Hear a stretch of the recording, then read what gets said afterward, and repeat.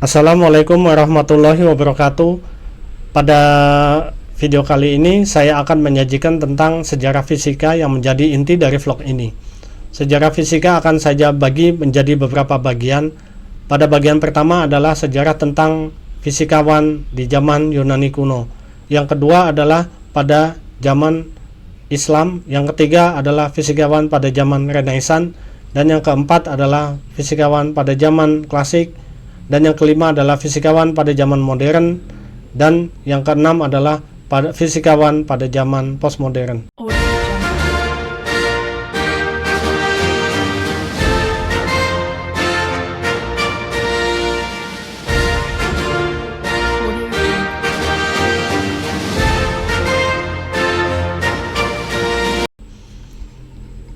Pada video yang pertama ini saya akan menjelaskan tentang fisikawan zaman Yunani kuno, diawali dengan Pythagoras. Pythagoras itu hidup pada 570 sebelum Masehi sampai dengan 495 sebelum Masehi. Ia adalah seorang filsuf dan matematikawan Yunani yang dikenal sebagai tokoh penting dalam pengembangan matematika dan filsafat barat. Ia lahir di Pulau Samos, Yunani, dan kemudian mendirikan sekolah filosofis yang dikenal sebagai sekolah Pythagoras. Walaupun ia lahir di Pulau Samos, Yunani, tapi kemudian ia pindah karena kondisi politik yang tidak stabil di Pulau Samos. Pythagoras pindah ke Kroton, sebuah kota di Italia Selatan, tempat ia mendirikan komunitas filosofisnya. Kemudian ia dipengaruhi oleh ajaran Mesir kuno, Babilonia, dan filsafat India yang ia pelajari dalam perjalanan-perjalanannya. Karya dari Pythagoras adalah Teorema Pythagoras, yaitu teorema segitiga dalam Pythagoras, di mana A kuadrat tambah B kuadrat sama dengan C kuadrat dalam suatu segitiga siku-siku. Kemudian karya berikutnya adalah numerologi dan musik. Pythagoras percaya bahwa segala sesuatu dapat dijelaskan melalui angka. Ia menemukan hubungan antara panjang senar alat musik dengan nada yang dihasilkan. Kalau kita sekarang mengenalnya dengan panjang senar berhubungan dengan frekuensi yang dihasilkan, yang menjadi dasar dari teori musik. Kemudian karya berikutnya adalah geometri dan kosmologi. Komunitasnya mempelajari bentuk-bentuk geometri sederhana dan hubungan matematika dalam alam semesta. Ia juga meyakini bahwa planet-planet dan bintang bergerak dalam pola matematis yang menciptakan harmoni. Sekolah Pythagoras itu tidak berfokus pada matematika saja, tapi juga pada etika, spiritualitas, dan kehidupan yang harmonis. Dan pengaruh Pythagoras terhadap ilmu pengetahuan adalah banyak penemuan matematika dan filsafat yang dikaitkan dengan Pythagoras dan diteruskan oleh para pengikutnya yang dikenal dengan kaum Pythagorean. Kematian Pythagoras adalah tahun 495 sebelum Masehi di Metapontum, Italia, kemungkinan akibat kerusuhan politik yang melibatkan komunitasnya. Meskipun karya-karyanya sebagian besar disampaikan secara lisan dan diteruskan oleh murid-muridnya, Pythagoras tetap menjadi salah satu tokoh sentral dalam sejarah matematika, filsafat, dan fisika. Filsuf Yunani berikutnya yang menjadi seorang fisikawan adalah Euclides. Adalah seorang matematikawan fisikawan Yunani yang hidup sekitar 300 sebelum Masehi. Ia sering disebut dengan Bapak Geometri karena kontribusinya yang sangat besar dalam pengembangan ilmu geometri. Meskipun informasi tentang kehidupannya terbatas, karyanya dalam bidang matematika terus digunakan menjadi dasar dalam pengajaran hingga saat ini. Kehidupan Euclides. Dia lahir diperkirakan di Alexandria atau Al-Iskandaria di Mesir pada masa pemerintahan Ptolemeus I. Namun sedikit sekali informasi konkret tentang tahun kelahirannya. Pendidikan yang ditempuh oleh Euclides, ia kemungkinan belajar di Yunani, di Athena, di Akademi Plato, tempat filsafat dan matematika berkembang pesat. Ia mungkin dipengaruhi oleh karya-karya sebelumnya seperti Thales, Pythagoras, dan Eudoxus. Adapun karirnya, Euclides bekerja di Al-Iskandaria sebagai pengajar dan penulis matematika, kemungkinan di perpustakaan yang terkenal di Al-Iskandaria. Karya terbesar dari Euclides adalah buku Elemen. Apa itu Elemen? Elemen itu bukan suatu grup musik, tapi sebuah buku. Elemen adalah koleksi dari 13 buku yang membahas geometri, teori bilangan, dan matematika dasar. Buku ini menyusun konsep matematika secara logis, mulai dari aksioma, postulat, kemudian membangun teorema berdasarkan deduksi logis.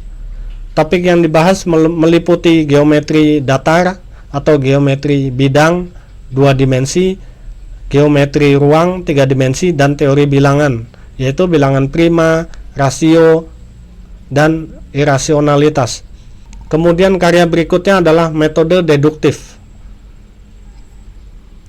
Pendekatan Euclides sangat sistematis. Ia menyusun semua teorema berdasarkan prinsip-prinsip deduktif. Metode deduktif ini menjadi standar dalam matematika hingga sekarang. Pengaruh sampai sekarang adalah Elemen, yang menjadi salah satu buku paling berpengaruh dalam sejarah sains. Digunakan sebagai buku pelajaran matematika selama lebih dari 2000 tahun, terutama di Eropa dan Timur Tengah. Tidak diketahui kapan Euclides meninggal, tapi karyanya terus tetap hidup melalui generasi per generasi. Pengaruh Elemen tidak hanya mempengaruhi matematika, tapi juga filsafat, sains, dan logika. Penulis seperti Newton, Descartes, Galileo terinspirasi pada metode deduksi Euclides. Dalam dunia modern, geometri Euclides masih diajarkan sebagai dasar matematika di sekolah.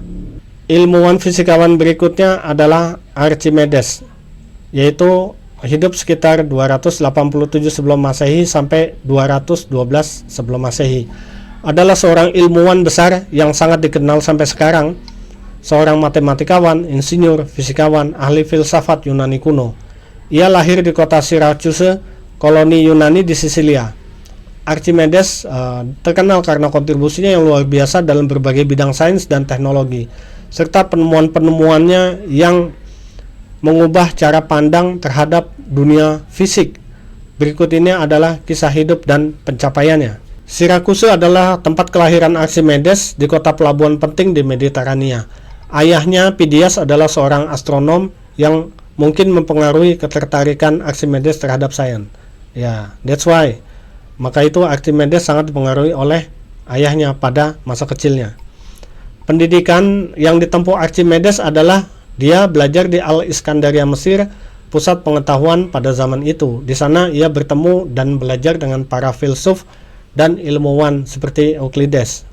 Dan yang membuat Archimedes itu menjadi terkenal adalah kontribusi ilmiah dan penemuannya. Adapun penemuan-penemuannya adalah sebagai berikut. Yang pertama adalah prinsip Archimedes. Archimedes menemukan hukum gaya apung yang menyatakan bahwa benda yang tenggelam atau mengapung atau melayang itu akan mengalami gaya ke atas sebesar berat zat cairan yang dipindahkannya. Teori ini menjadi dasar hukum fisika sampai sekarang untuk menjadi dasar dalam proses pembuatan kapal. Legenda mengatakan bahwa ia menemukan prinsip ini saat dia mandi. Jadi setelah memahami fenomena ini, ia berlari keluar dari bak mandi sambil berteriak, "Eureka, Eureka, saya menemukannya." Prinsip ini menjadi dasar dalam ilmu hidrodinamika. Penemuan dalam mekanika.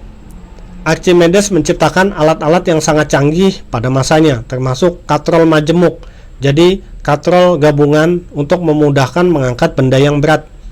Kemudian skrup Archimedes. Skrup Archimedes itu adalah suatu skrup yang dipakai untuk memindahkan air dari sungai atau daerah yang lebih rendah ke daerah yang lebih tinggi dengan cara memutar skrup sehingga air akan terbawa sesuai dengan aliran skrup itu. Karya berikutnya adalah tuas dan titik tumpu. Tuas dan titik tumpu itu menjadi bagian dari prinsip dongkrak sampai sekarang. Jadi dengan tuas itu seseorang bisa mengangkat suatu benda yang berat dengan tenaga yang kecil. Sampai-sampai dia berkata, "Beri aku tempat berpijak, maka aku akan mengangkat dunia." Kontribusi yang lainnya adalah dalam bidang matematika. Archimedes mengembangkan metode untuk menghitung luas, volume, dan permukaan suatu benda. Archimedes juga mampu memperkirakan nilai V 3,14 sekian. Ia menemukan metode integral awal untuk menghitung area di bawah kurva, yang menjadi cikal bakal kalkulus modern. Archimedes juga menemukan persenjataan militer. Archimedes mendesain berbagai mesin perang untuk melindungi Syrakusa dari serangan Romawi. Yang pertama adalah cakar Archimedes, sebuah alat yang digunakan untuk menjatuhkan kapal musuh. Yang kemudian cermin pembakar.